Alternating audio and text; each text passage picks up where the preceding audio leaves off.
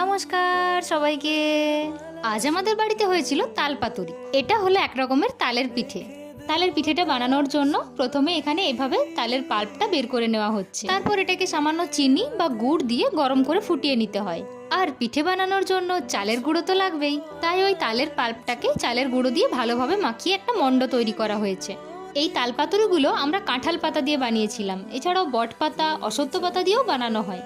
তালের পিঠেগুলো এখানে দুরকম ভাবে বানানো হয়েছে। প্রথম পদ্ধতিতে অল্প একটু মণ্ড নিয়ে একটা পাতার ওপর দিয়ে সেই পাতাটা দিয়ে ঢাকা দিয়ে দিতে হবে। আরেকটা পদ্ধতিতে একটা পাতার ওপর মণ্ডটা নিয়ে অন্য আরেকটা পাতা দিয়ে চাপা দিয়ে দিতে হবে। আর এই পিঠেগুলো পাতার উল্টো দিকটা দিয়ে বানানো হয়, তাহলে পিঠের গায়ে পাতার দাগগুলো বেশ সুন্দর লাগে দেখতে। তারপর সব পিঠেগুলো বানানো হয়ে গেলে হাঁড়িতে জল গরম করে নিয়ে তার মধ্যে খড়, পাতা এসব দিয়ে তার উপরে পিঠেগুলো দিয়ে ঢাকা দিয়ে দিতে হবে। তারপর 25 থেকে 30 মিনিট পর নামিয়ে নিতে হবে। ঠান্ডা হয়ে গেলে পরিবেশন করুন তাল পাতুরি বা তালের পাতা পিঠে।